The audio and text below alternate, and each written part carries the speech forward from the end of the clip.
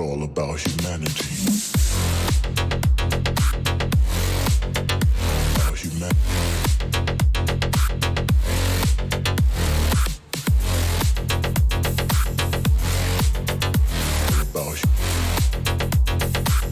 It's all about humanity.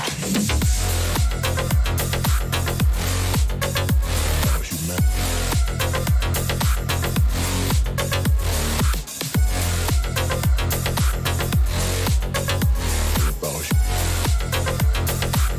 It's all about humanity.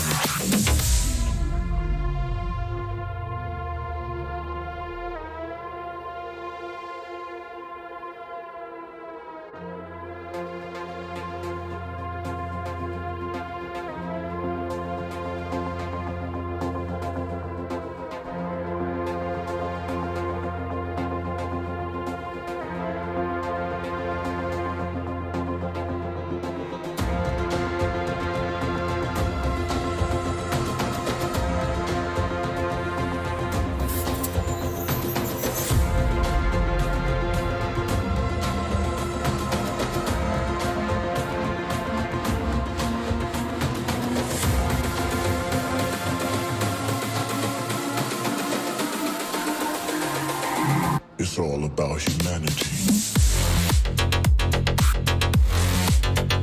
About humanity.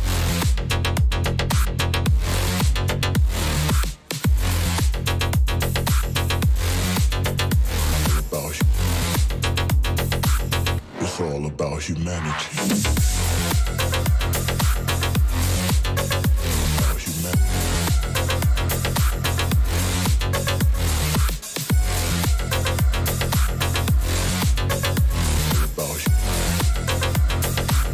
It's all about humanity.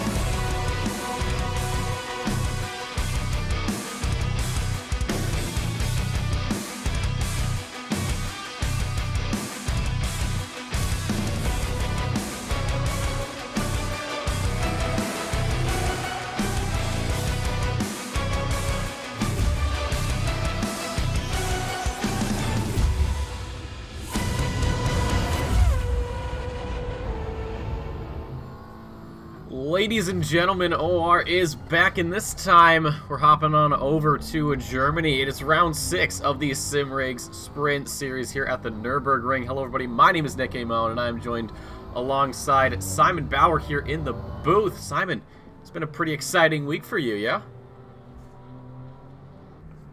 Oh, we lost Simon. Hold on.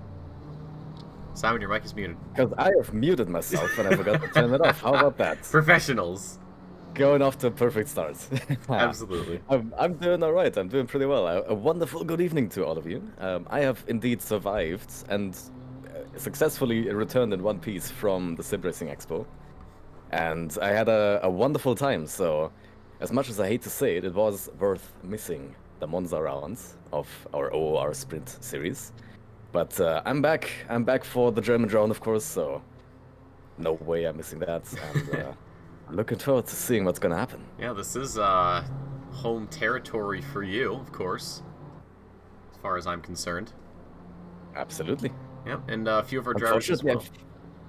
Unfortunately, I've never actually been there.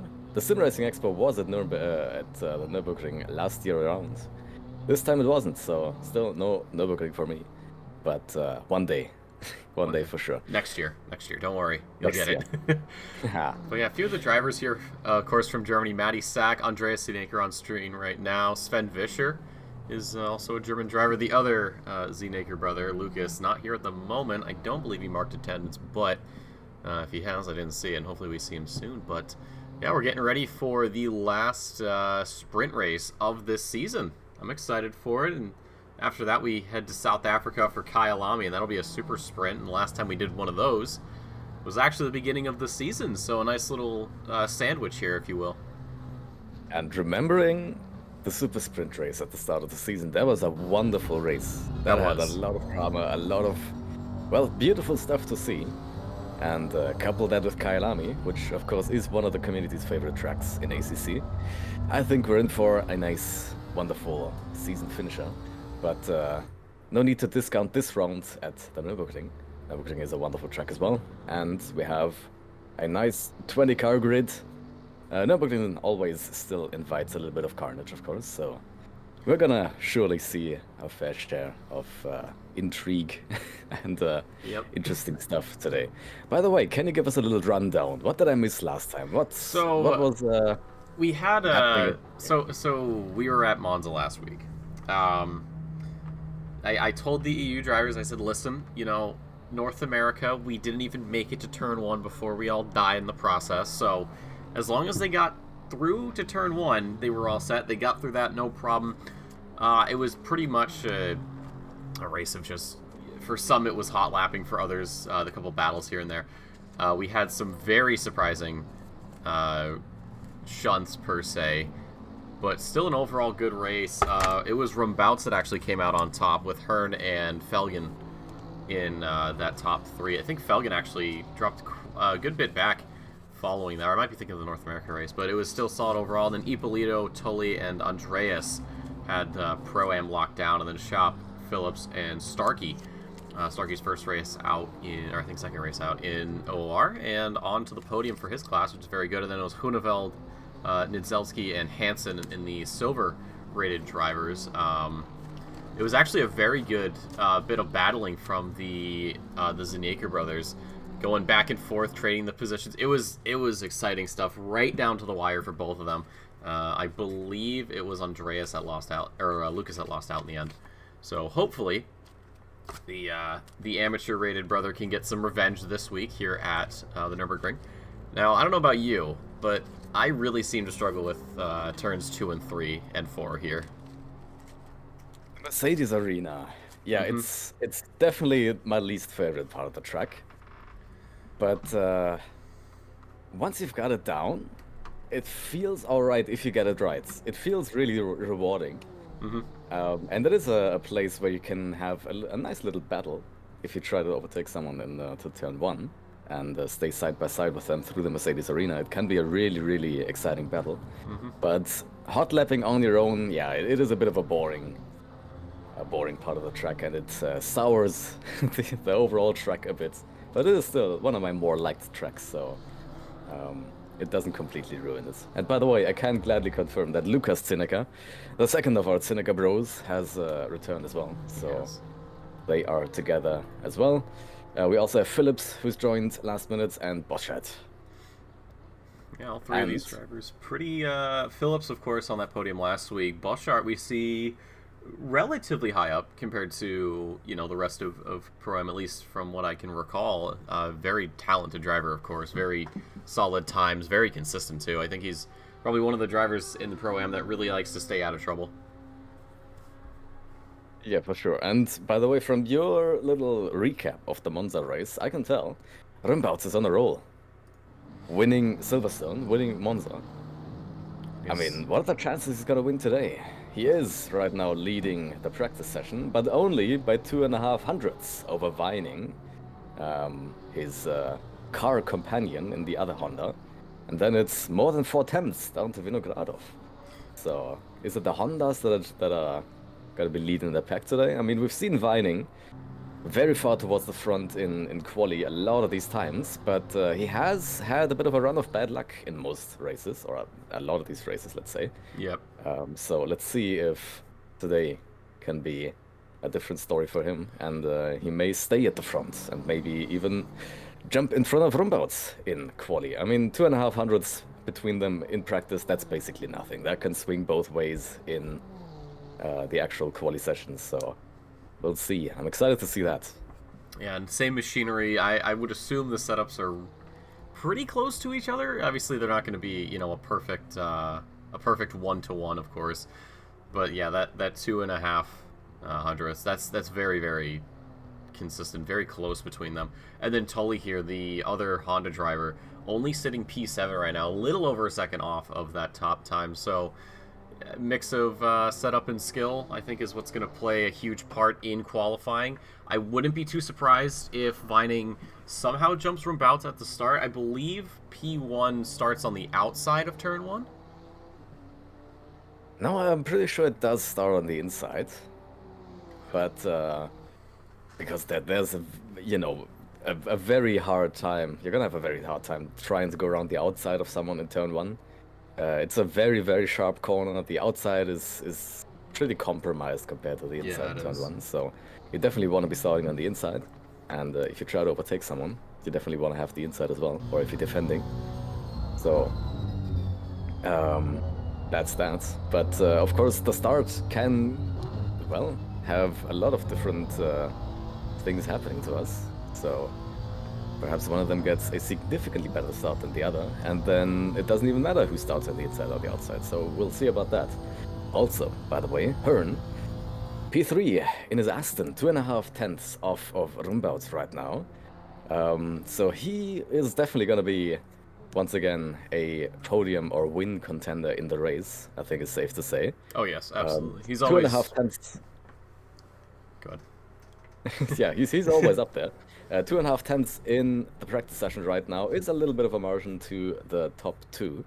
But the Honda is very famously known for being an absolute beast on single lap pace and then falling off just a little bit in the race. So while Hearn might have a little bit of a car disadvantage over the Honda maybe in quali, I think that Aston is really going to shine more than the Honda in the race. So yep. We'll see where that takes us. But Tully hops up into the top 5, so yeah, there's that single lap, like you said already. And as Rumbouts comes across the line, I think he was 2 tenths up on himself, so already opening up a gap, and drivers are going to be getting out onto the track now to start qualifying. And of course, Rumbouts, when is he not the first one out? I mean, honestly. Well, absolutely maximizing everything. Trying to be the quickest on the track, or quickest out on track, so he does not have anyone who could possibly be in front of him. Also, punt zone on the back. That is beautiful to see. Oh, that's what it says. Yeah, punt zone. We'll see how that works out for him. I mean, if things are going to stay as they were in practice, then Viney is going to be starting right behind him, and well, I mean, there's going to be a chance of a punt by someone, but I mean, seeing him in the last 2 races, Rumbouts, there's also a chance that he's just gonna run away with him and not even give anyone a chance to punt him at any point. But we'll see. That's probably gonna be the name of the game. And really quick, we're just gonna give a quick shout out to this season's sponsor, Simrigs. If you're down in Australia, New Zealand, you're looking to upgrade your gear, maybe get your sim racing setup started, Simrigs has got you covered, servicing all of Australia and New Zealand, based out of Melbourne. And if you're a Patreon member, you get 5% off all your in-store purchases. Highly recommend that you take advantage of that. These things are not cheap by any means. And if you're like me and Simon, you live outside of those borders, if you send them an email, you can work something out and get yourself situated. So thank you, of course, to Simrigs for sponsoring Season 11 of the Sprint Series. But we head back out onto track here. Rumbouts is getting ready to get the last half of this course squared away. And then at that point, well, the hot laps begin, and we see just where our Dutch friend can put that Honda. Absolutely, and if you want, we can go on board with him. Of course, to have a look around the track. Well, if someone's going to give it a walkthrough, Simon, you seem like you're eager. Very gladly. I mean, start-finish straight is sort of a medium-length start-finish straight. It does offer an opportunity for a slipstream, so there's a lot of opportunities for defending on the start-finish straight as well. Turn 1, 100-meter boards, and then down. You want to be a little bit away from the absolute inside of the corner, because there's a bit of a drop there that's going to take some speed away from you. Then a very long left-hander in second gear. Be careful on the exit there, because that's painted green thing on the exit has very little grip. Then slow, long left-hand corner, and this one is really tough. You want to be very careful or very precise when hitting that inside curb, and then on the exit it's very easy to go a little too wide and invalidate your lap. There we go, fast third gear left-hander, and then right away down to second for this long drawn-out right-hander. Careful on the exit, because once again that green part doesn't have a lot of grip, so once you are really on that green part you like to lose grip and go a little wide. Then one of my favorite corners, Dunlop corner, very, very late braking. Some cars or some drivers take it in second, some in first. Sort of a double apex to make sure they absolutely get the perfect exit, because there's a long uphill fast run through. Ooh, there we go, through the Schumacher S. Just a slight lift through that left and right. If you go off track on the right there, then you're gonna have a tough time holding the car together. Then here we go, second gear into the left-hander. Very tough for the Honda, the right-hander after that, because you just barely have to go into third gear and then right away switch down to second gear again. And this corner, sort of a nothing corner, except in the rain, in very heavy rain, it can sort of catch you out. And then a very, very tough corner, but one of my favorite corners, the chicane. Very careful on the curbs. You really don't want to hit those sausage curbs too much, and then on the exit, you can use that curb a little bit. And the final corner is sort of a second gear, medium speed hairpin before we go back onto the start-finish straight. Simon, I always love listening to your little track walkthroughs. I think everybody really enjoys them because, you know, with some of these tracks, drivers do struggle, and you know, you watch tutorials and you just get the, you know, just the view. You don't get any commentary over it. So I appreciate it. I'm sure everyone else does when you do your little here's how you drive the track properly. Of course, Rabouts, I think, didn't quite hear the Schumacher walkthrough, so we saw him go a bit wide and invalidate his lap, so he has another chance. Yep, you said it. It's not an easy track at all. There's a lot of very difficult corners here, especially the Schumacher S. Running wide there on the right side of the second part of the Schumacher S, it sort of dips down into the little gravel trap. So you might think you're safe to just keep the throttle pinned and go back on track, but it essentially is a sausage curb when you want to get back on the track after dipping your wheels in the gravel. And we saw that with Rumbouts, who did go back on track after that and almost lost the car and had a difficult time, but a very, very good reaction to keep the car pointing straight on track. Yeah, I always get a little nervous when you do those track walks. I'm like, let's hope the guy who's riding on board with doesn't crash. That's the big thing. No, he hasn't crashed. He's made a little mistake, but or at least lose it. Made it exciting for us to look at.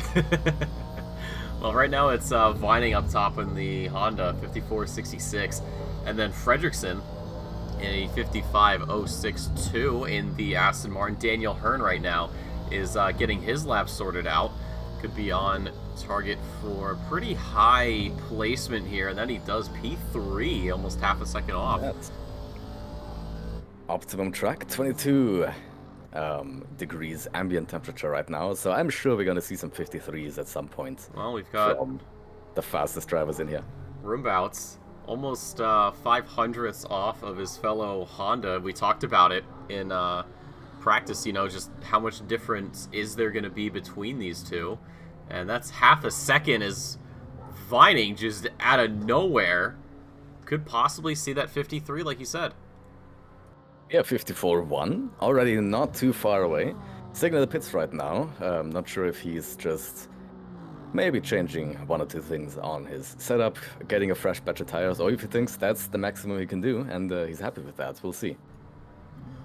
Well, he still has about 8 minutes to do so. He'll lose a couple as he comes out for the out lap as he's off the jack. So he's on his way out.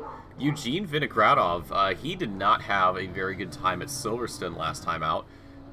Spun, went wide, and had to retire the car. So has not put a lap in. This is his first flying lap.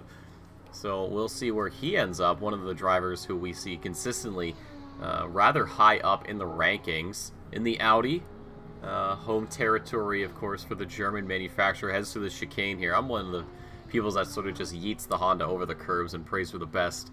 It doesn't work too well, but we don't talk about that. But out of the final corner, Vinogradov goes, so we'll see where he ends up. This could be a very, very good run, and it is for the Russian all the way up, rushing on up to P2, just under 2/10s. No one has been able to really come within that full 10th of Vining, and a very strong time, of course, for the Briton. But this is very good news for Eugene as he starts another lap. Tully, currently P7. We saw him there in practice for a bit before he jumped up to P5 towards the end. A second and a half off. So if he wants P5, he's got to take 6/10ths, and he could possibly not do it. As he But that was throws it. That was not a good run through the chicane, off into the grass. No car damage, luckily, but yeah, parks it in the grass, goes back to the pits. I gotta say, by the way, I really love Tully's livery. Very colorful, just well, a little breath of fresh air. All the way around. Breath air. Fresh air. I think you need to get some fresh air, man. I think you might be in an oxygen-deprived environment. I don't know. Aw. Well, I'm still just a little bit sick. I'm still not 100% back to 100%, but we'll see. Goodness, well, hopefully you're better soon. Nidzelsky improves, but remains in P18. One of our silver-rated drivers. Who else is... Oh, Mazoria, a very late entry, was not here during practice, popped in during the middle of your little track walkthrough. So, the Frenchman, very good. Very good addition. One of the newer drivers here in the OOR. In the Pro-Am category, is sitting at the bottom at the moment, but we'll see just where he ends up. You can see on the timing sheet, there's only a second between first and fifth, and then you have a half-second gap on the way down. So that kind of shows you just how quick those front runners are. And that's going to be probably where we spend most of our time for this evening's race. Mazoria, though, crossed the line, and it is an invalid lap, a 155.51. That would have put him in P6. So perhaps we see him overtake. Who knows? Not a bad lap at all, except that it was invalid. But 5 minutes to go, more than 5 minutes to go, so plenty of time for him to set a valid lap. Yeah, well, let's see who else. We got Phillips here, Charles Phillips from Croatia. Currently sitting P20, a 58.92 for him. Is about a 10th up. Behind him is Fabian Schopp, who is 4/10ths up. So these guys will be having a pretty good sense of speed. And then behind them is Huneveld. Huneveld on a massive improvement, just a little over a second. So we'll see where everybody ends up. So Phillips here in P20, behind him Schopp, who is in P16.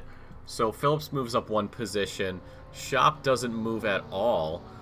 And then beyond them, Huneveld only enough for P17, a 58.23. We'll check back up top. As Chris Vining is still making improvements, he could possibly have that 40 or the 53, although it is barely, I don't know, it's going to be extremely close unless he just lost all his 10th out of the corner. Only improves by 0.03. So that 53 remaining elusive. Yeah, taking back the fastest first sector with that lap. Interestingly enough, the fastest second sector belongs to Rumbounds, who is overall almost half a second off of Vining. But he has recently improved just a tiny bit on his lap and taken that fastest second sector away. So maybe still struggling a little bit, or maybe some minor mistakes in the first and third sector. And if you can iron those out, then I'm sure he will get a little closer to Vining. Meanwhile, I'm having my eyes on Kladenberg, who's just sitting in the pits after setting a very early 56.2, which right now is putting him into P13, so not a bad lap at all. And from what it looks like, I think he is pretty happy with that, and is just chilling in the pits now. And I have a very interesting little snippet of information for you. Do tell. About Kladenberg. Okay. He is indeed the developer of ACC Manager. Really? A free open source tool that is going to give you a lot of insights in ACC that you can add to your game. And he has recently released a little damage module that displays your car's damage and breaks it up by which area of the car the damage has occurred in. So I think safe to say he is running that module right now, stress testing it, and just fingers crossed he doesn't need it throughout the race. Well, I mean, if he's staying, you know, he's a mid-pack driver, so he should be fine as long as he avoids all the, you know, first turn carnage. I always find that being in the midfield is always the most dangerous place to be, especially at race starts, because it seems to be a bit more of a lawless wasteland. But yeah, like you said, a stress test on the ACC manager, probably a good thing to do. Yeah, it is a bit of a bold, a bold assumption that he's going to be fine starting at the mid-pack, because yeah, that is where most of the carnage happens, you know, most of the time. But well, Nurburgring is somewhat known for some tough incidents, a little bit of carnage once in a while, especially the Mercedes arena. But I mean, we've seen last time in Monza, we actually survived turn 1, which is an absolutely utopian concept for a lot of other leagues. So, just any race in general. Let's be honest. Yeah. How often do you go into like a pub and it's Monza and you manage to get through turn 1 without at least somebody spinning off? Yeah, and I mean, even in iRacing, the ACC GT500 at the Sim Racing Expo, even there we didn't get through turn 1 in one piece. So it does happen a lot. It is very rare for cars to go through turn 1 without any sort of incident, but we made it happen last time around, and we'll see if we can't make it happen this time around. Okay, Cuthbert's livery, Danke Seb. That is a beautiful looking livery, of course. German colors adorned. The multi-21 on the right, on the left. Is that? Hold on, is that Seb's face on top of the car? Is it? I think it is. Oh, I need to have a look at that. Let's see if we get a good camera angle on it. It looks like, I mean, we'll look at it as we do our walkthrough, but let's see if we see it here. Through, yeah, I think it is. I think it is. I can't tell, or is it? I can't tell. It looks like him. My brain says Schumacher. I could be wrong. We'll have a closer look later. Yeah, we will. Don't worry. Cuthbert in P11 right now. Chris Vining, as we were talking about everything, has pushed into the 53s. A 53.89 for him. Vinogradov up to P2, surprisingly, a 54.17 for the Audi, and does have to bail out of that lap. He was just starting another flying lap, and there was the McLaren ahead of him. I'm not quite sure who that was. Unfortunate for him. Rombaut's P3 at the moment, a 54.62, is on an improvement, but it's not going to be enough to move really anywhere. He's got half a second to Vinogradov.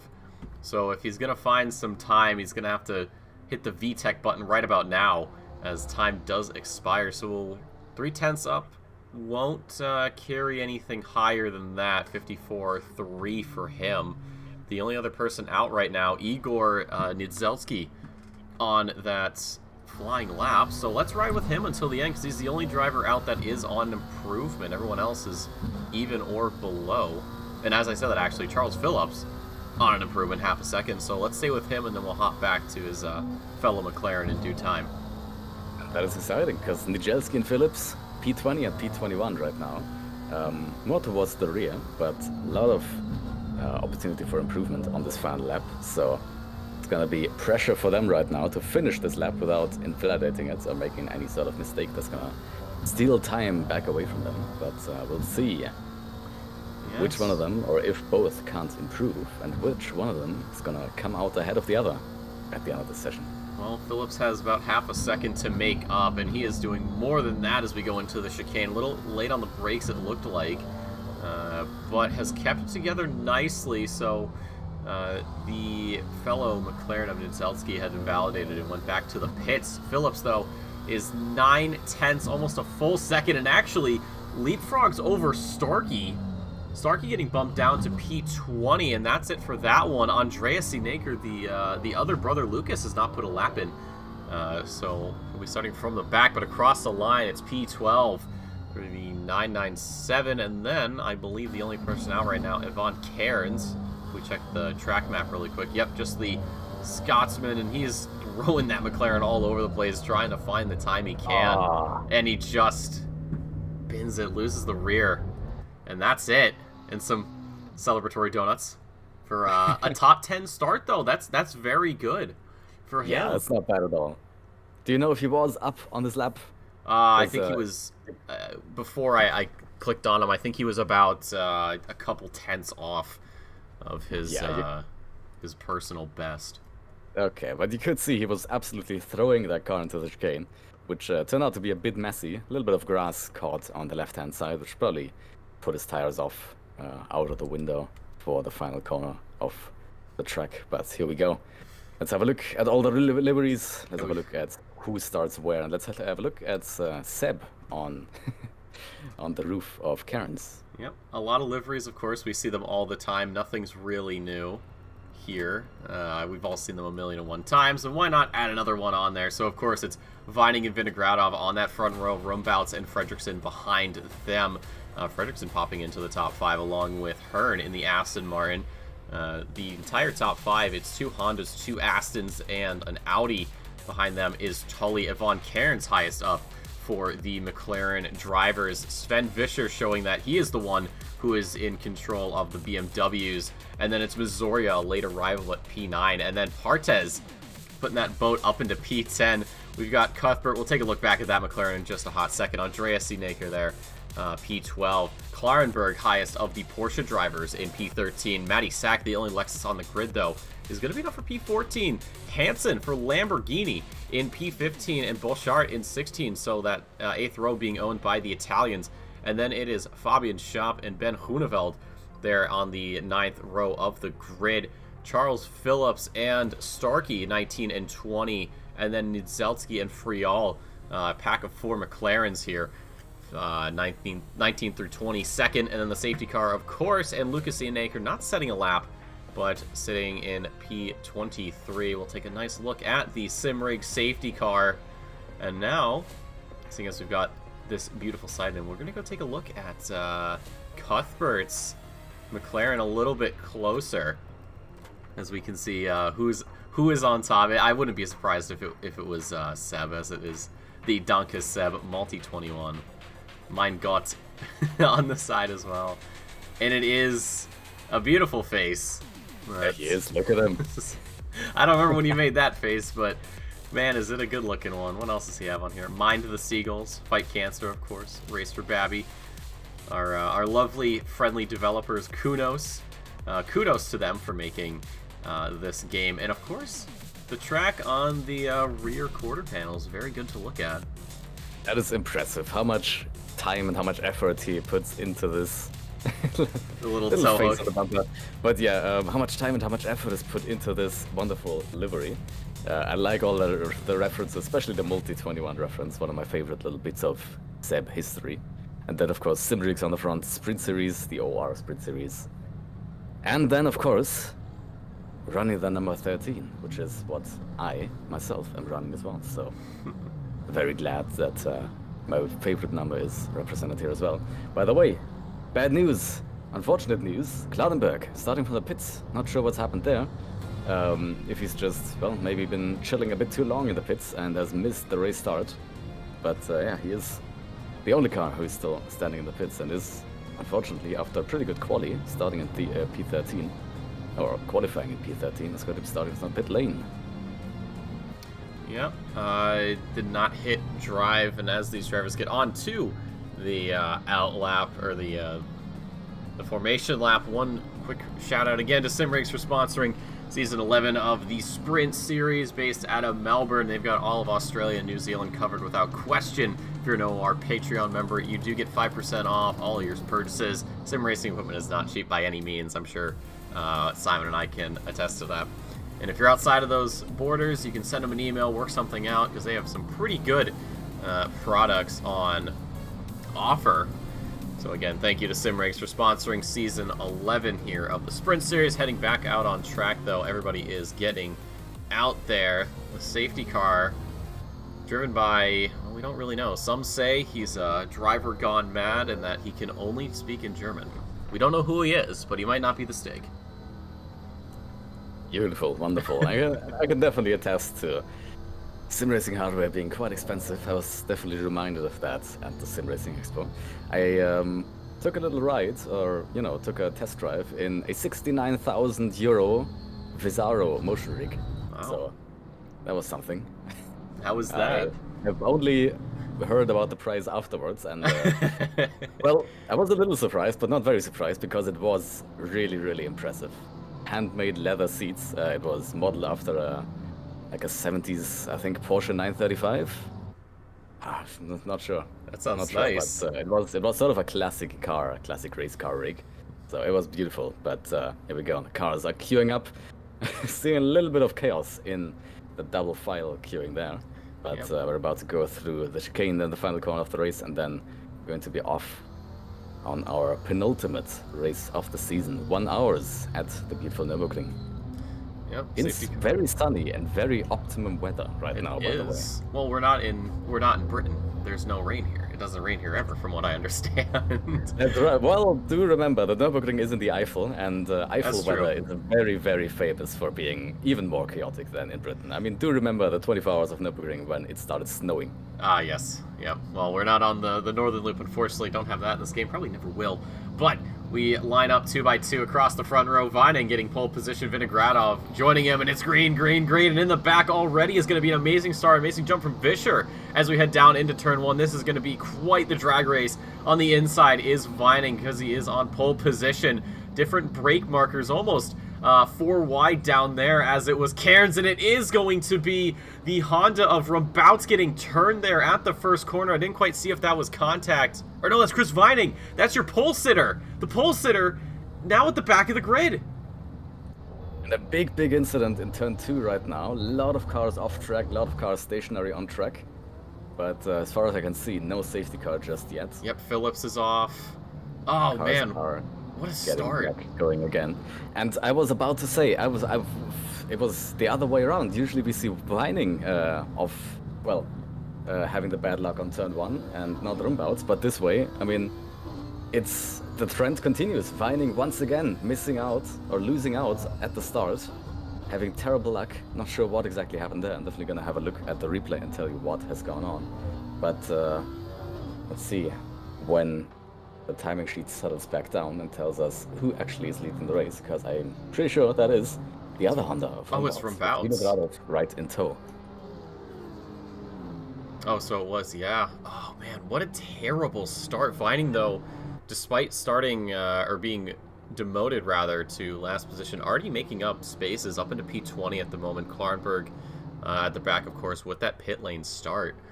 But things already kicking off here at the Nurburgring. An hour to go. One mandatory pit stop. That pit window is going to be opening here in just a few minutes, and then from there it is open until the last 5 minutes of the race. The safety car getting shuffled through the grid as well. One thing, yeah, was Vining. Look at that, up to 18th, 17th even, as he goes through the chicane. So despite that earlier, oh boy, and he goes wide. Really just trying to make up all the positions. I was about to say, despite that early blunder, has already been able to make up quite a lot of times as he pulls up behind the Adidas machine of Starkey. Oh, Adidas. Oh, yeah, he talked about that, I think, last week. Oh, we've got cars getting bumped. We've got the Lamborghini of Hansen off. There was a tap there onto the 95 of Huneveld, and just beside... Oh, a nice little move down the inside for Vining, actually. They pull up here to Andreas Sienaker, and ahead of them, I believe that is Nidzelsky, who is going off. So drivers struggling with this track, and it just seems like it's all over the place. Chaos is beginning. The chaos rarely misses from the Nurburgring. We have an overtake. I've somehow managed to mess up my list, so I can't even see which drivers we have. Give me a second before I try to. Yeah, go for it. We had back in order. Boschart there making a beautiful defense around the outside, surprisingly of all places. Vining now has gotten around Andreas and is in P13 already, just wasting no time at all. Right back into the thick of it as he goes door to door with Nidzelsky through the Schumacher S. He is on the inside, but then he's on the outside for the next turn. Nidzelsky onto the gravel and Vining up into P12. This is like he hasn't even made the error. So the solid storm for the field just yet, but he is gonna have to be careful. I mean, we've seen him do these wonderful recovery drives through the field, and then at some points have a little mistake or have a little coming together with another car, and then lose a lot of his progress again. So fingers crossed that's not gonna happen, and it's gonna stay as it is, because he is already carrying a little bit of damage from that turn 1 incident, and he does not want to be carrying anymore. Yeah. But now that perhaps the race has calmed down just a tiny bit, I'm gonna have a look at the replay and tell you exactly what has happened in those early corners. Fabian Schaap has some front end damage on his Porsche. Doesn't really seem to be affecting performance all too much. He's able to keep things moving and grooving. We're gonna hop back up here at P13. Nidzelsky, a lot of front end damage on that McLaren, probably more than he would have liked, as he just lets Zinaker through just down and out and sending it on out there, no problems at all. Lucas up into P7, very solid start here from the number 75, his brother, all the way down in P14. So we'll see how long he holds. He's doing a pretty solid job of keeping Cuthbert behind. Struggling to catch Vischer, though. The gap there is a couple of seconds, it looks like, at the time of the broadcast controller updating. Chris Vining has actually gotten around Bouchard, so he's up into P11, almost at P10 as this pit window opens. If the trend keeps up, I wouldn't be surprised if he's back up front in no time.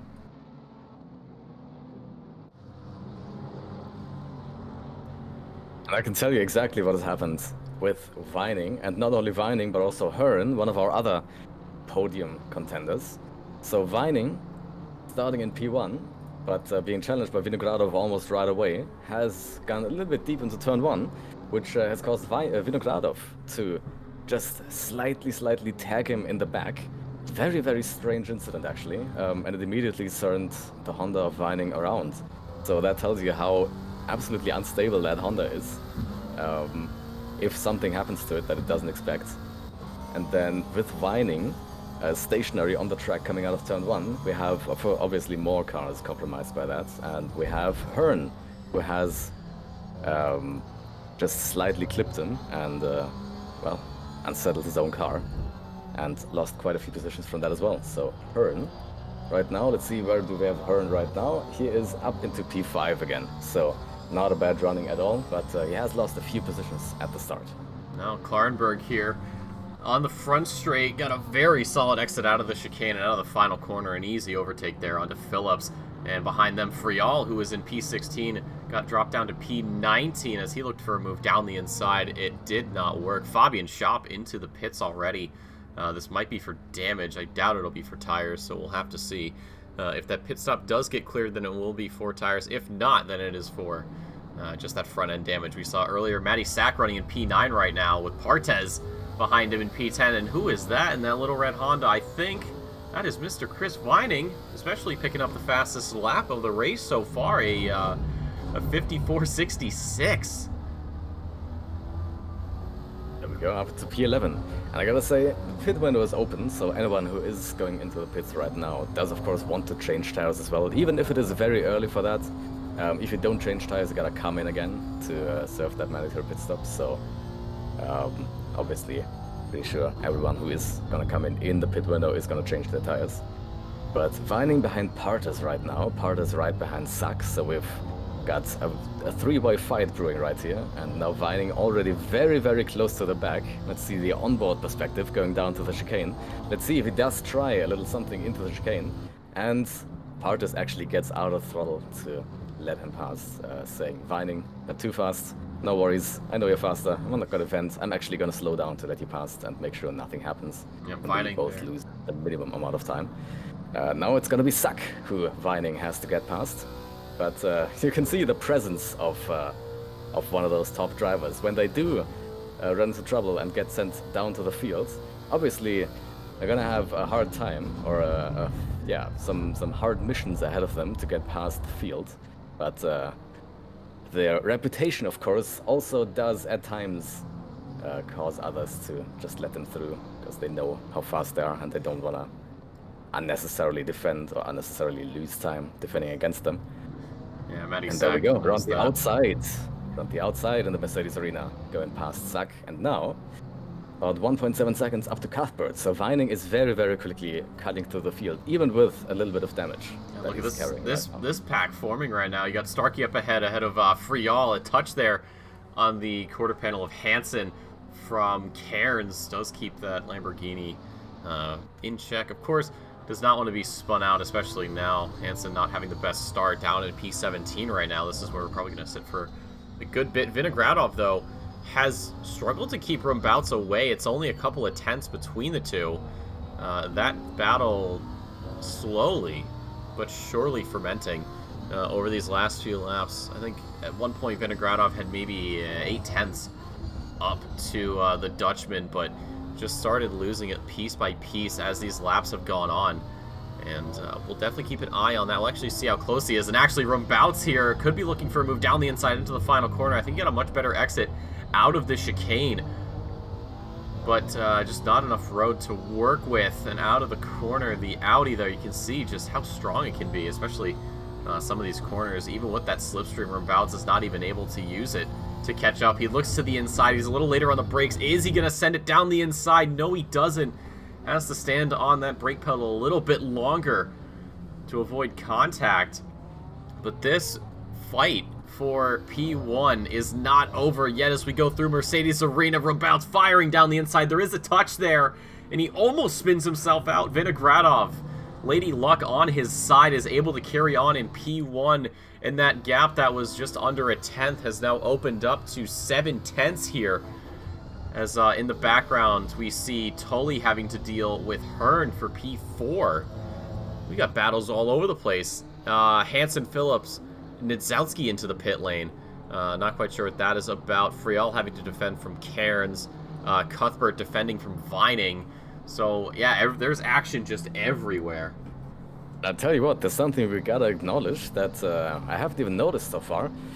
Have a look at who's in P7 in front of Cuthbert. Yeah. Zinneke. Starting from P23, he has just absolutely Matrix Neo-dodged all of that carnage that we've seen on the opening laps and made his way up to P7. Okay, now with Vining behind him, I think how long does that stand for? P7 is not gonna hold for long. No. But absolutely impressive drive for him so far. Absolutely no mistakes, perfect dodging, maybe a little bit of luck as well to get through all of that carnage. But Zinneke, P23 to P7 within just a handful of laps. What do we have there? We have a very, very damaged car of Grunewald. Off the track right now, going very slow. Not sure what's happening there. Let's see if there is... Oh, there's a lot of steering damage on that Aston. Oh, goodness. That is full left, and he's only moving in a straight line. That's going to be a lengthy pit stop.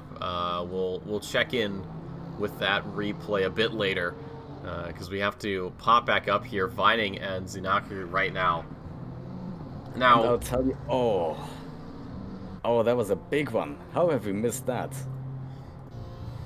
Do not know. Vining with the slipstream could send it down the inside. Lucas deciding that's where he wants to sit. Will Vining go for a little switcheroo as he really just completely disregards the apex, just sort of stabs it along the inside. But what a superb drive from the AM class driver. Like you said, 23rd up to 7th right now. And Vining struggling to get around. I think it's more of a pace difference rather than a defensive difference. I mean, Zinneke is doing a perfect job, placing his car exactly where it needs to be. He's not really losing any unnecessary time right now defending against Vining. It's just that Vining can't get close enough to get a proper chance to do an overtake. But let's say about Grunewald real quick. One of the unluckiest incidents I've seen in a while.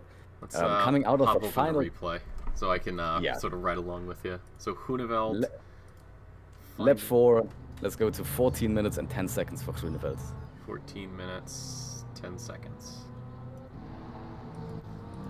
That's a little too far back. Hold on. No, that's the right one. Oh, really? 14 10 seconds. Coming out of the final corner, Nijelski in front of him clips the grass on the exits, or clips the gravel. Does a big old spin, and Grunewald has nowhere to go. Goes right into the side of him. Spins, and then have a look at this. That is a huge hit. From that is an absolutely destroyed Aston, and that has happened right after the pit entry, so he has to do one full entire lap with that completely destroyed car. That explains why Phillips and Nidzowski were in the pit lane. Nidzelski actually picking up 10 seconds for that. So that has been quite scary, and what is scary is Vining just sort of forcing his way along the inside of Getting fed Zinaka. up. Getting absolutely fed up with Zinaka's honestly pretty impressive defense right now, and just barging his way through. Well, not sure what exactly or how exactly to judge that. Zinaka does send it back down the inside. He's not going to let that happen. And Vining does turn in anyway, and we do have a bit of a contact. And still, Zinaka back in front of Vining. Zinaka does not want to give Vining, despite Vining being, well, and Jeez, these... man, that's so extremely close. Taking every risk in the book, these two right now, having a wonderful old-time fighting, just putting no punches. Man, Zinaka, absolutely no regards for Vining's pace and Vining's position in this championship, does still want to defend against him and be in front of him. And Vining, maybe a little bit too aggressive. I mean, he still has 45 minutes of a race in front of him that he could throw away by coming together with Zinaka, just absolutely throwing those dives in there, but he has managed to get past with a little bit of contact a couple of times. So, a little bit of damage to that car. Fingers crossed it's not gonna affect him too much, but if it does, I mean, pit window's still open, he hasn't done a pit stop yet, so still plenty of time for him to get back into the pits and well, turn his car 100% fresh again. Yep, and Cuthbert right now, because of the arguing those two had, is able to catch up and is setting his sights on the number 75, as we see one of the signs there on the side of the road. Yeah, but incredible defense there from Zineka, just keeping Vining behind, just like you said earlier, just placing his car in the correct spot and just making life absolutely miserable for Vining.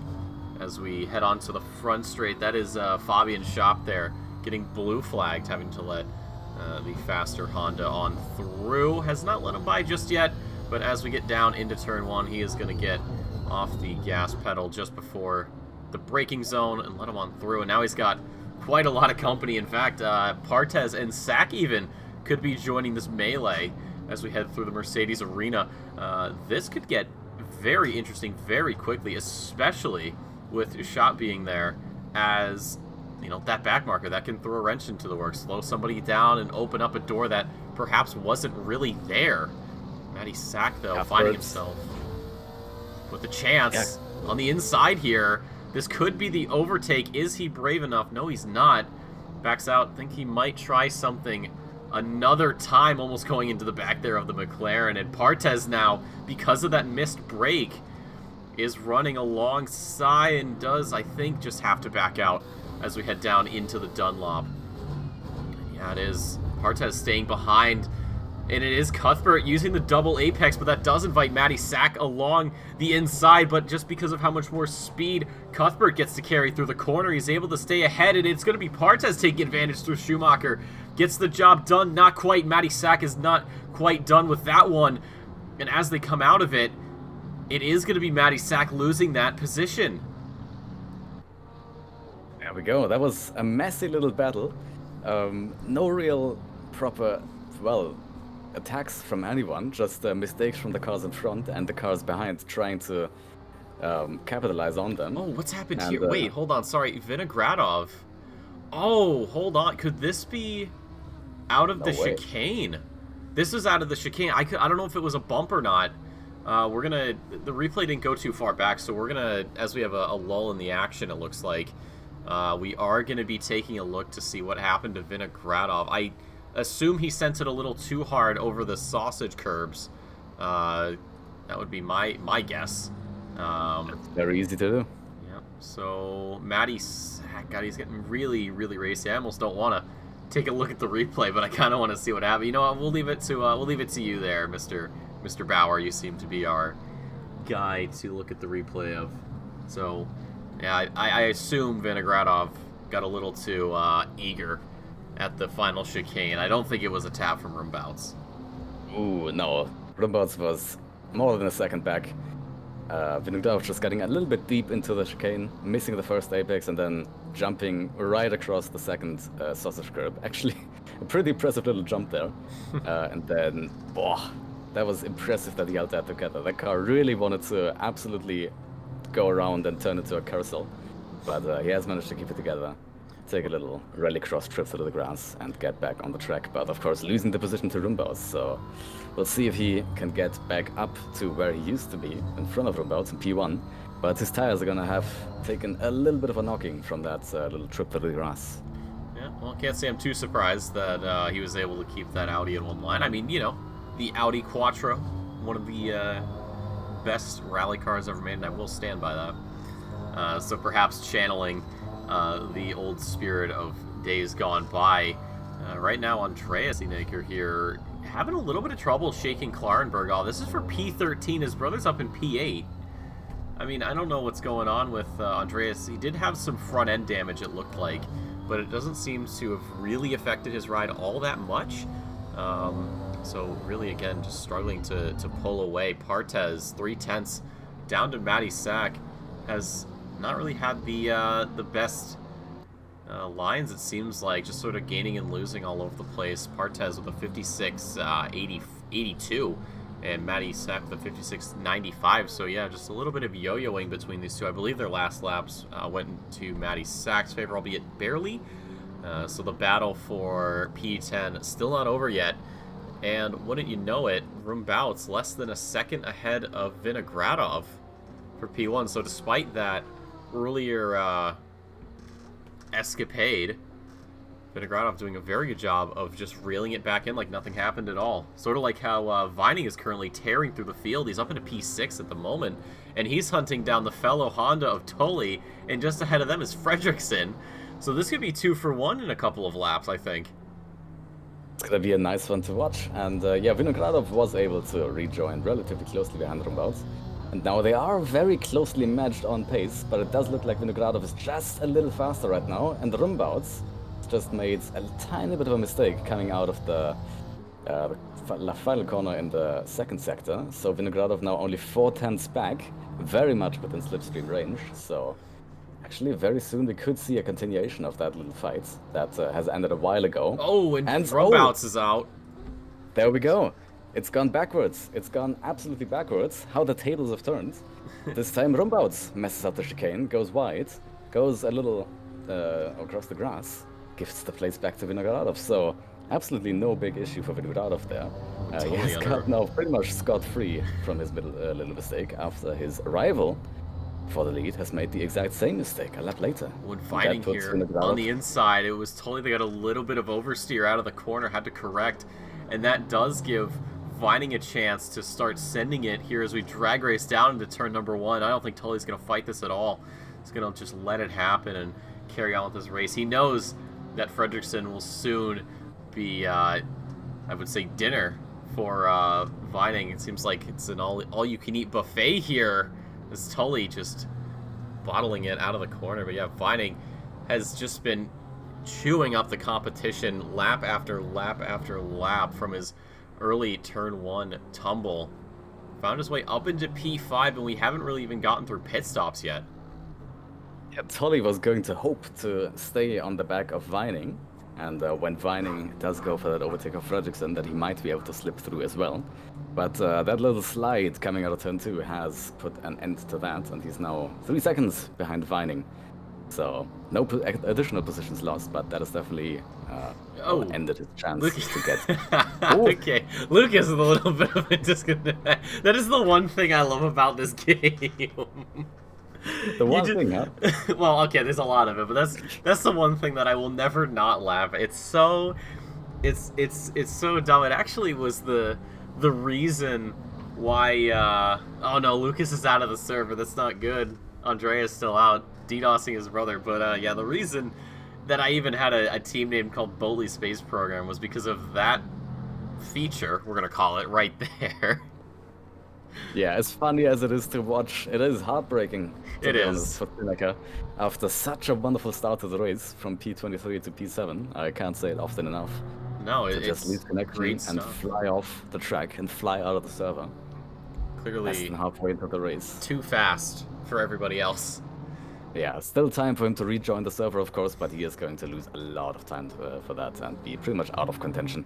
Yeah, not the best of luck these last couple of races. He was on for a very good finishing ahead of his brother, and then I think the last couple of laps he just sort of gave the position away off of a mistake. And here, despite running very high up in P7, or P8 rather, excuse me, just that disconnect. And Back going down the inside of Partas right now in turn 1. Partas just barely staying side by side. And he does hold his ground into turn 2, taking the inside. Let's see how the exits look. Oh, very similar for both of them. Now Suck, though, the outside into turn 3, which is a very bad place to be. And there we go. Takes a very wide line into the corner and does put Partas back in front.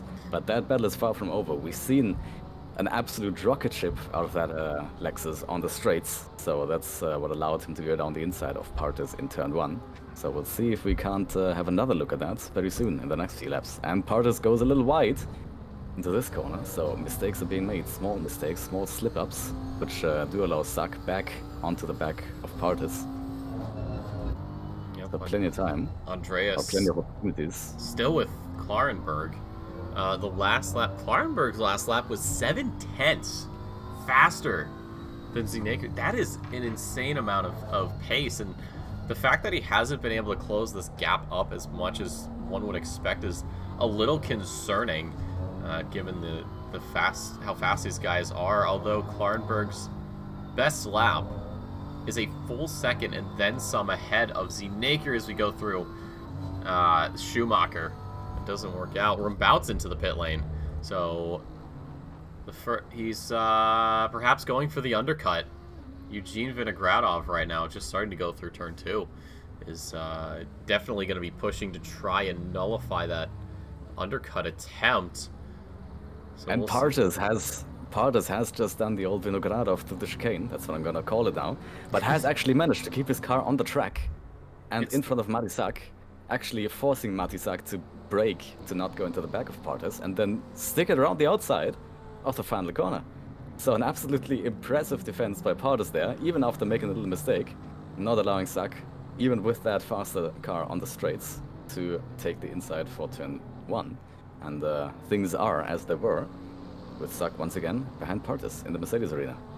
That's the power of the Bentley. You can, in certain corners, you can just send it over no problem. Especially, we had the 9 hours of Kyalami, or 8? 9 hours of Kyalami last week. We had a couple Bentleys there, if memory serves, and you can really just send those things over a few of those curbs. Obviously, there are certain ones that you can't mess with. Cheetah, for example, she does not care what you're driving. You will be her dinner. But Rumbout's out of the pits into P7, so that's a very good pit stop, very good place to come out. Up down to P9, so perhaps getting past. We'll see. Oh, it's actually P14, so that'll put him just ahead of Frial overall. But Vinogradov passing up the pit lane, so it looks like he's going to try to stay out for as long as possible. Maybe build more of a gap, bank on some back markers holding up the Dutch driver. Vinogradov right now is of course going to have the tire disadvantage, so there's a good chance that Rumbouts is going to have the faster laps right now. But Vinogradov is of course going to hope that Rumbouts was a bit too early into the pits and is going to get held up by back markers down in P14, which is a very likely concept, to be honest. But looking at where Rumbouts is, he has the track completely to himself right around him. So 6 seconds in front to Mazurier, and that is actually a blue flagged car. So the next car for position, essentially for position, is Boschert in P13, and then behind him, yeah, Marisak into the pit lane as well. So that puts a hold to his battle with Partas. The only close battle we realistically have at the moment is Tully and Vischer for P5 right now. Tully making it 2 Hondas in that top 5.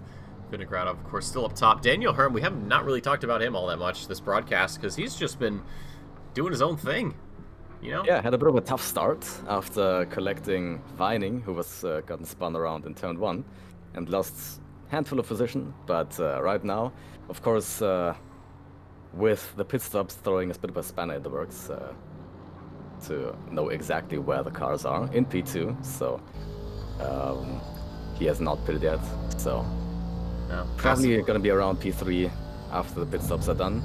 But I'm definitely gonna keep my eyes on Vinogradov to see when he comes into the pits, because he's definitely gonna be, well, very likely gonna be losing pace right now compared to Rumbarts. And he does stay out on track once again. Let's see what kind of pace he's gonna be doing. A 54.9. Compare that to Rumbouts. Where is he? Rumbouts is still on an outlap at the moment, so we don't have the accurate timing. It still says his last lap was almost 3 minutes. That is, of course, because of the pit stop. So I believe Rumbouts was running also within the low 55s, very high 54s. But on that fresher tire, we should be seeing rather quicker times coming through. Overall, fastest lap, though, belongs to Vinogradov, a 54.5. Although, Rumbouts almost a second up on his personal best. Andreas, though, into the pits, leaving Klarenberg high and dry. So maybe another undercut attempt here. So we'll see. Things are really starting to get tactical, get very interesting. And we'll check to see Rumbouts. So he's out of the final corner. So we'll see where this lap puts him compared to Vinogradov's last. As he crosses the line, it's going to be a 55.1. So that is only interesting. 2/10. Almost it's three, not even actually. only 2/10. That is actually, yeah, almost 3/10 slower than Vinogradov. So, despite the fresher tires, maybe, of course, he does still have to take a few seconds to get used to these fresh tires. That's always the case.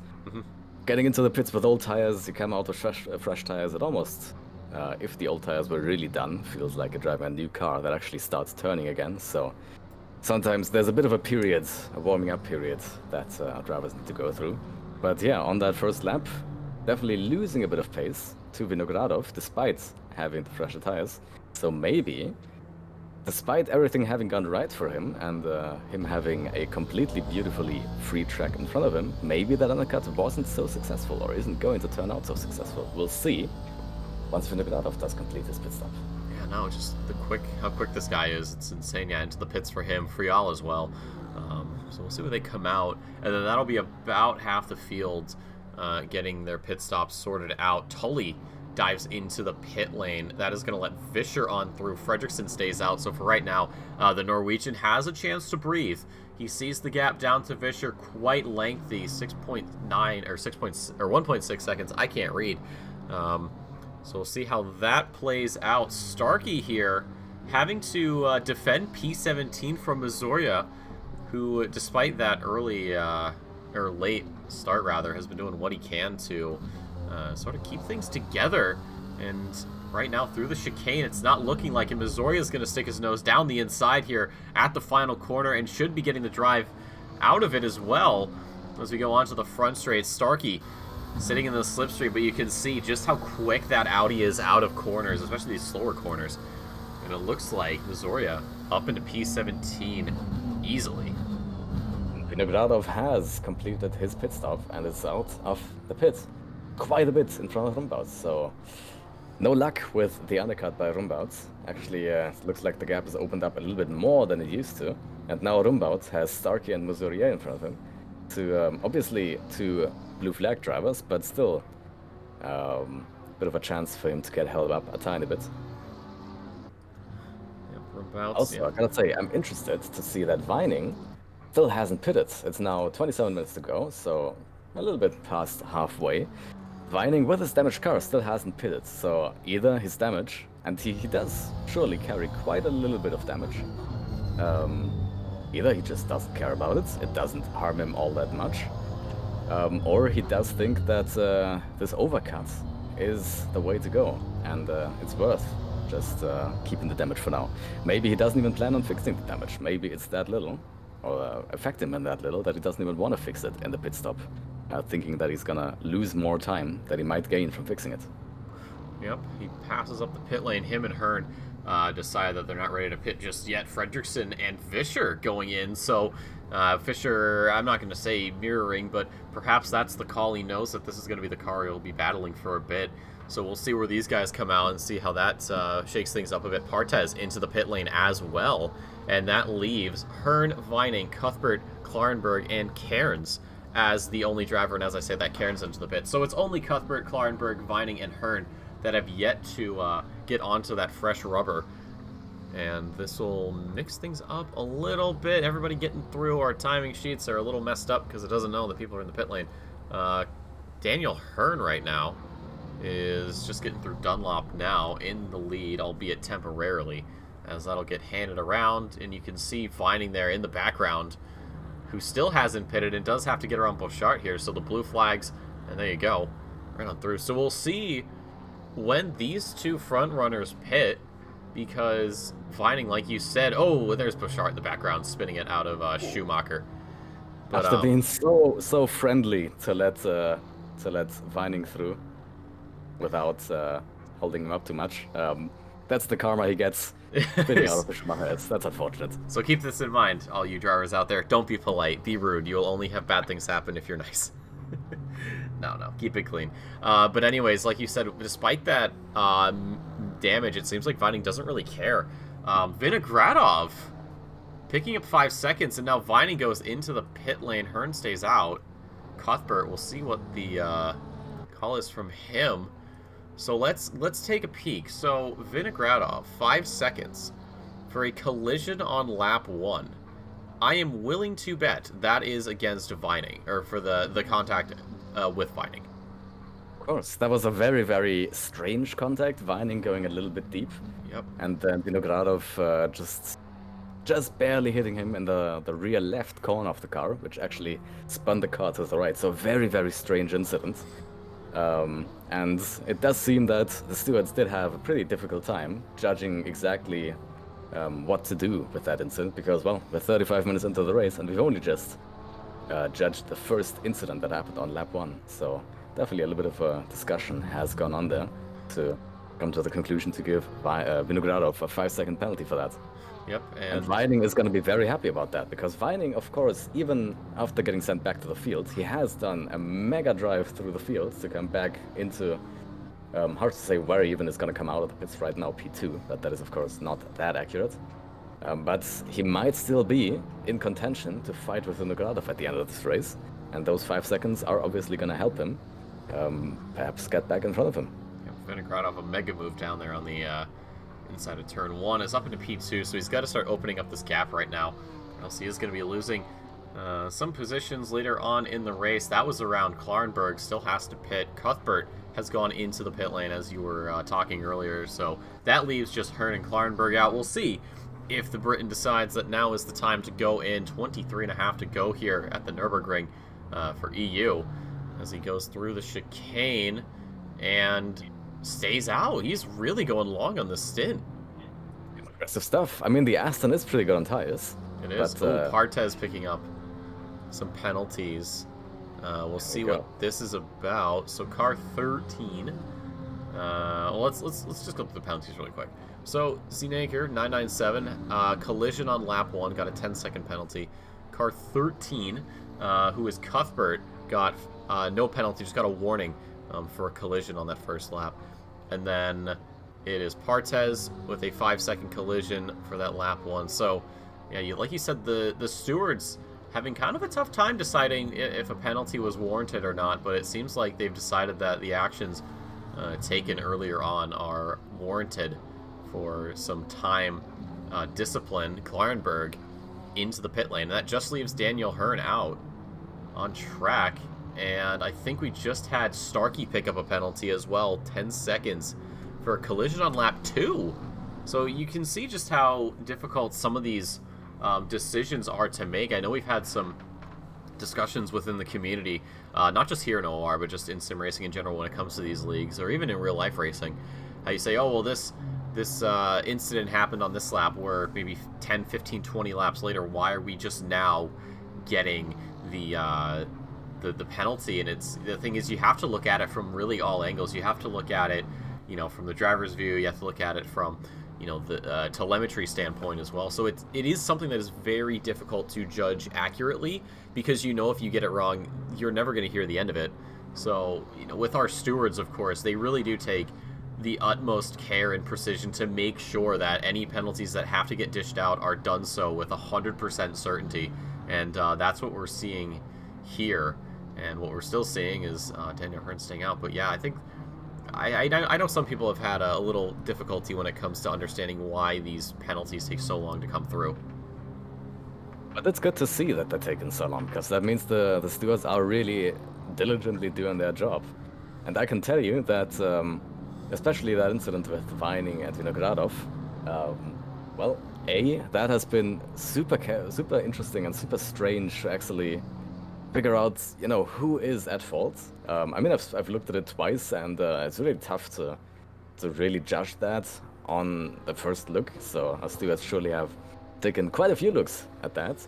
And then there's also been such a huge just volume of incidents that have happened on the first 2 laps, which is why we're seeing the incidents or the penalties only come in now. We've also had just a drive-through penalty for Sharp, the 203 Porsche.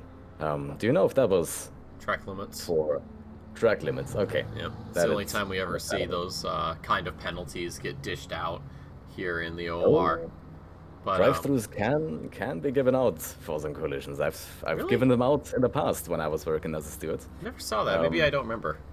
You do have to do some pretty big dumb stuff. Noted. But they do happen. They do happen indeed.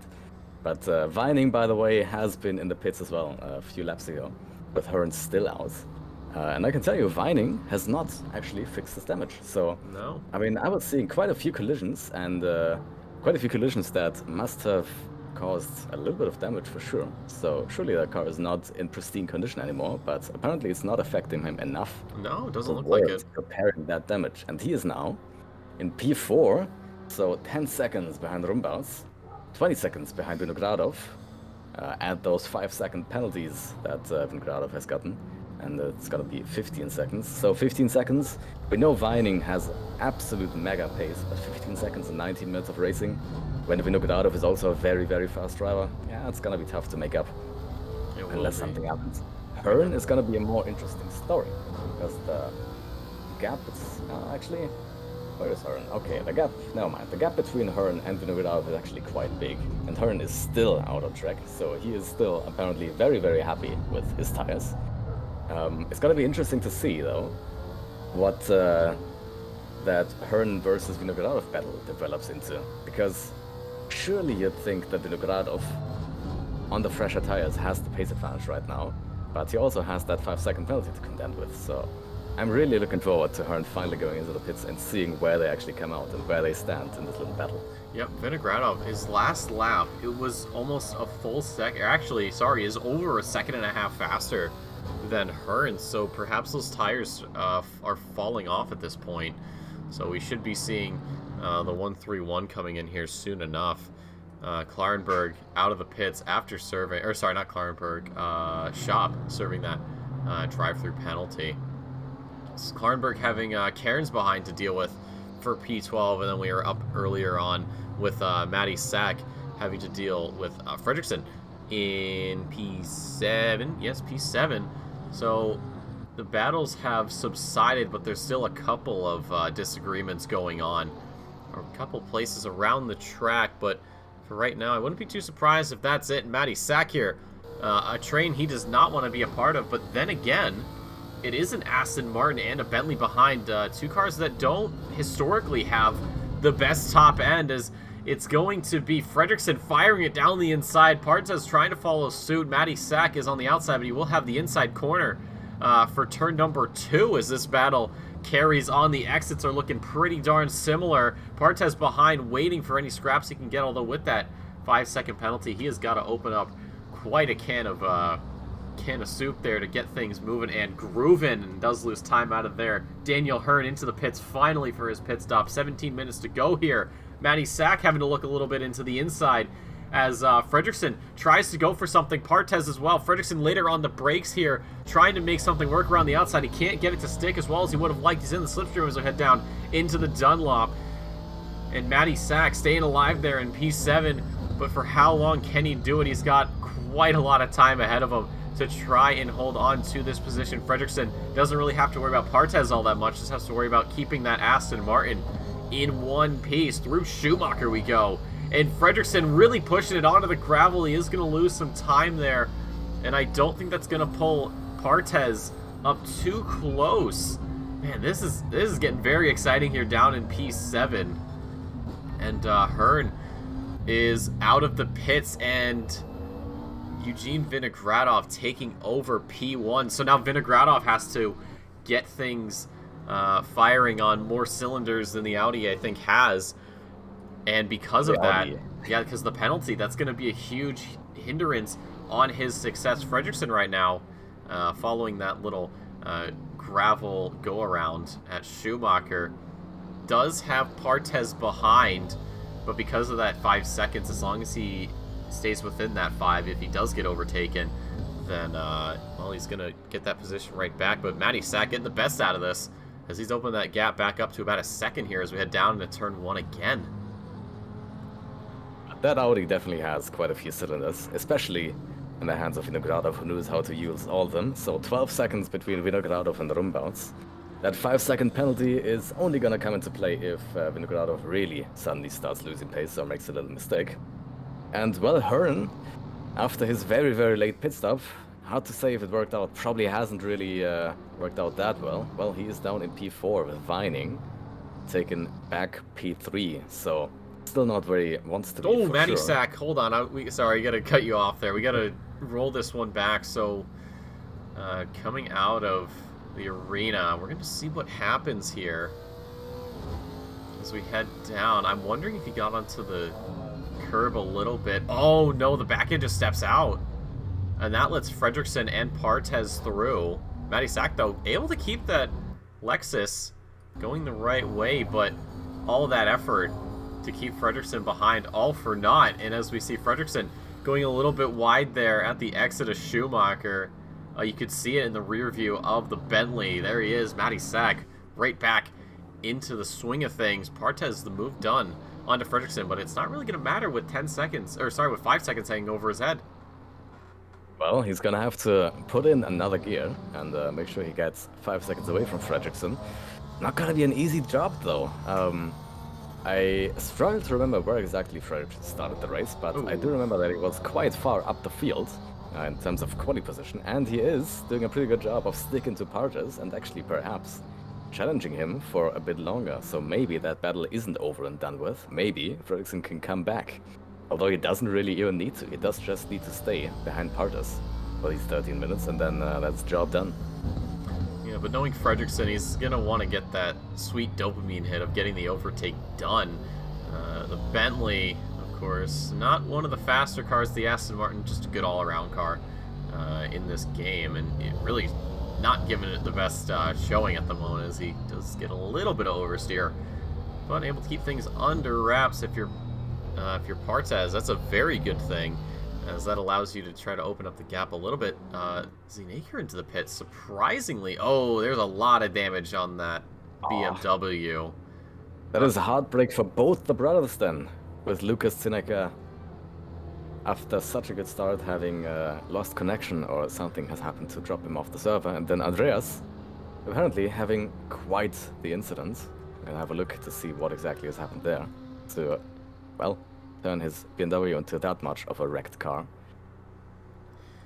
Well, I'll leave that one to you as we continue on with the action. Klarenberg has had Cairns behind him for a few laps now. There's only a 10th between their last laps. That does go towards Cairns. The battle for P11, of course. Home soil for the Porsche, and visiting Britain in Germany. Where have we seen that before? But everything Cairns has thrown at Klarenberg just hasn't really gone his way yet. Some of these corners, like Schumacher, does benefit cars with higher downforce, something that McLaren absolutely has comparatively to the Porsche, when it also has acceleration and top end. And the thing is, I know we talk about it a lot with the Porsche, and I feel like it's worth mentioning. As you consume fuel, the tail end of that car gets lighter, and the risk of oversteer is Raider. So the Porsche, it takes a special kind of driver to really keep that thing in, you know, in line. Nurburgring a very good job of doing just that, but yeah, Karen's really just laying on the heat. And stop go 30 for Zinaker. I believe that's for speeding in the pit lane. Yeah, that is gonna make his day even worse, and I can tell you what exactly has happened to him. Oh yeah, he has completely missed the breaking point for the pit entry. So that is tough. But what has sent him into the pits was, once again, the Schumacher S, and he has done exactly what I was talking about before the start of the race during our little track walk. He has gone a little wide in the second part of the Schumacher S, dipped his right tires into the gravel, then tried to come back on the track, but since the gravel is a few centimeters lower than the curb at that track, it has unsettled the car. Oh, Klarenberg. And sorry. Just sent it into a bit of a lazy spin into the wall on the right-hand side. So that is Andreas Zinneker's race very, very compromised as well, especially with that SG30 on top, which fortunately is, converted into a 10-second penalty by the stewards in OR, but still down into P17 now.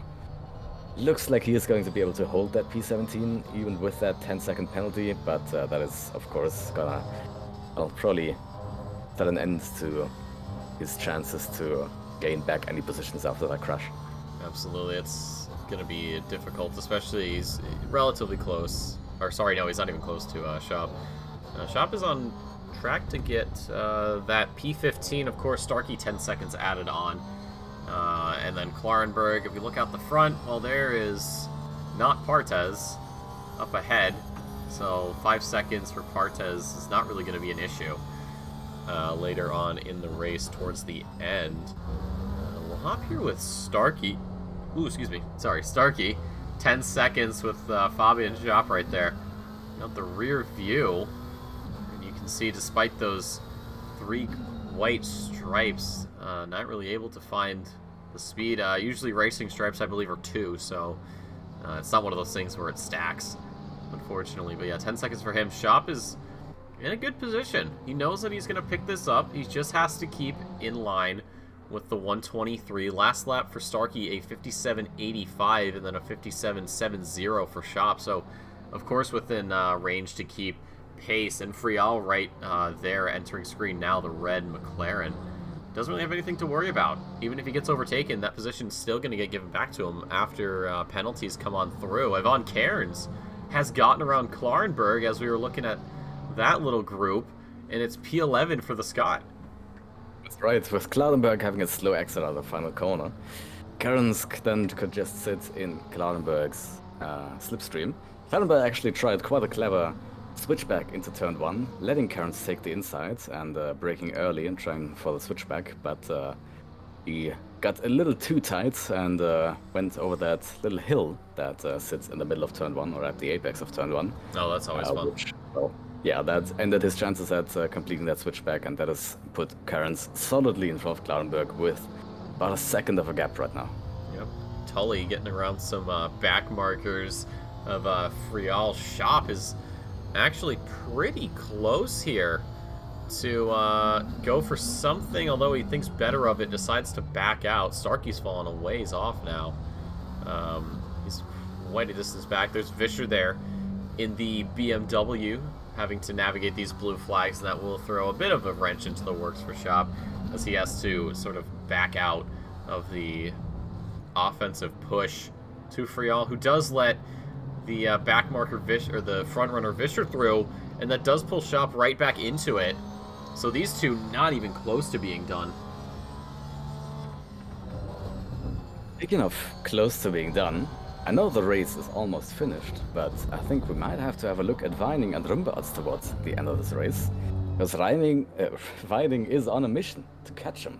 4 seconds between the two right now. Last lap, Vining was about a second faster than Rumbarts though, so he is on a mission. He is putting in some impressive pace even with that damaged Honda, and I think we might possibly see a little bit of a battle towards the end of the race to possibly get Vining back into P2. Well, if it's a second gap per lap, I think, yeah, maybe by that final lap, when you kind of take into account that how long these laps are, it's going to be close. It's going to be very, very close. A 55.6 for Rumbouts, a 54.4 for Vining. Yeah, he's on a mission. Vinogradov is long gone. He's got nothing to worry about right now. He just has to make sure he doesn't pick up a drive-through, keep it within track limits, and he is home free in P1. Despite that 5-second penalty, but Rumbouts, he has to have that time difference. He has to have his MFD set up, or where you can see what the last lap is, and he's got to be sweating bullets, or at least getting a little hot there in the driver's seat. And you see Vining there. Fastest lap for Vining is a 54.1. Fastest lap for Rumbouts is a 54.4, and then Vinogradov a 54.2. So that just shows you how close these drivers are. The only other driver within the 54 is Hearn, and that's a 54.7. That's 0.3 off of Rumbouts' fastest. Everyone else is falling in with 5.6s and a couple 7 and 8s as well. But this is just insane, the pace these guys have.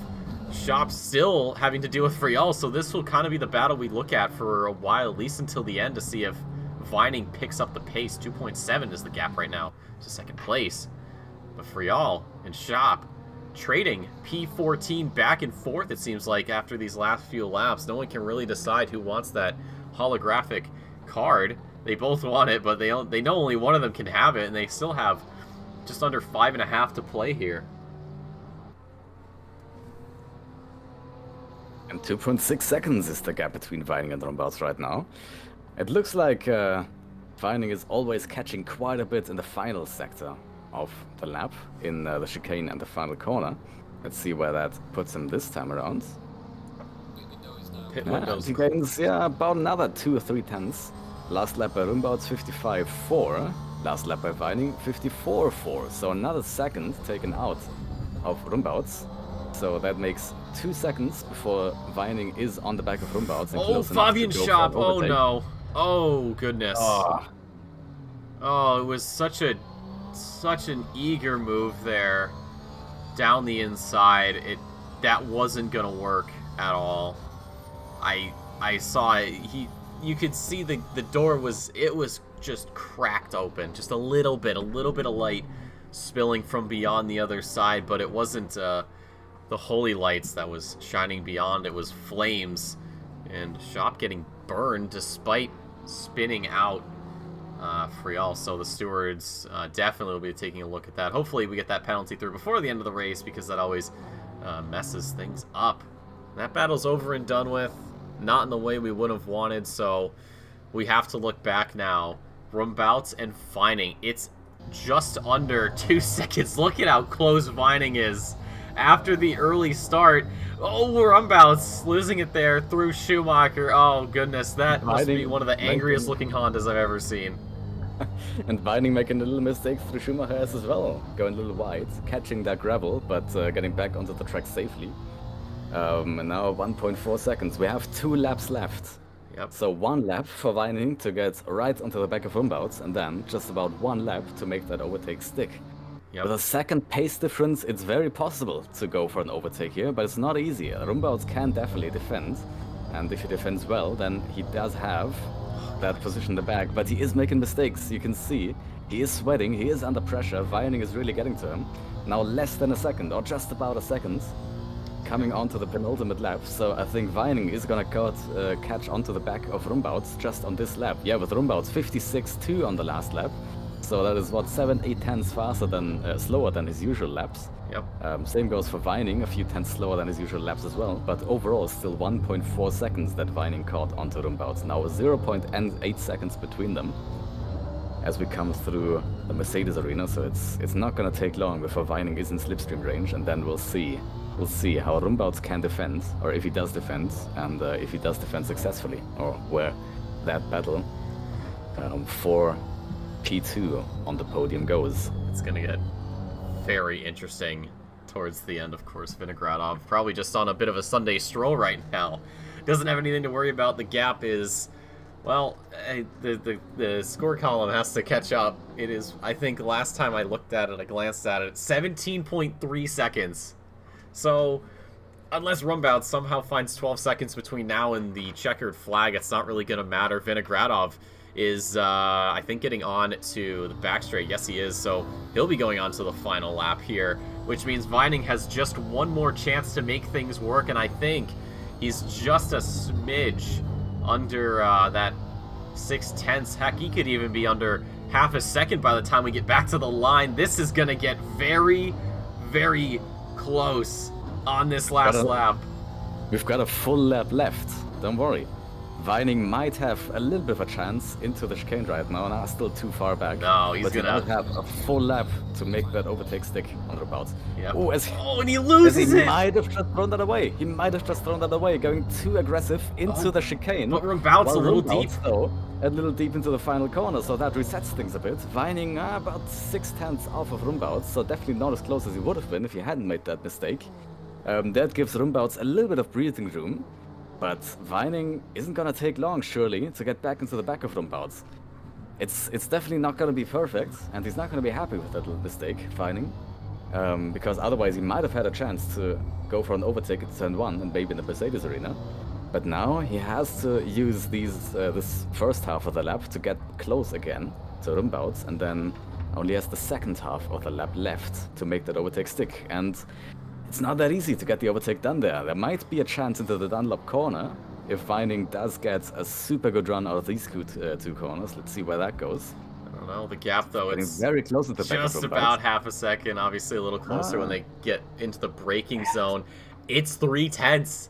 The gap looks to be about 3/10 here between Vining. So despite the little chicanery shenanigans, has been able to catch up. Look at that, 0.29 or 296.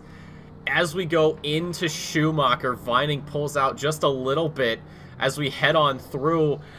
Oh, this is going to get so close. Vining really cutting it on the inside, scrubbing off a little bit of speed. Not what you want to do. If there's going to be an overtake, it's either going to be at the chicane or it's going to be out of the final corner. If I really had to put my money on it, because with this slipstream, it's going to be difficult. Oh, no.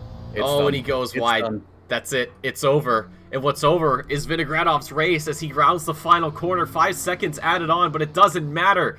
The Russian racer does it and wins here at the Nurburgring. Rumbout's sweating, and somehow Lady Luck is on his side as he comes out of this final corner as well. Chris Vining, like Simon said earlier, on a mission, but he pushed that Honda a little too hard. Will be on this podium, of course, but definitely was on track to get a second place finish. Daniel Hurd, the last guy to pit here, finds himself into the top 5 with that P4 finish, and then Sven Vischer, there's quite a ways back. Tully trying to maybe take this position here, but I don't know if he's close enough for any sort of a move into the chicane we go. But if things stay like this, Sven Vischer will pick up a top 5 finish. And Tully, you can see just how close he is.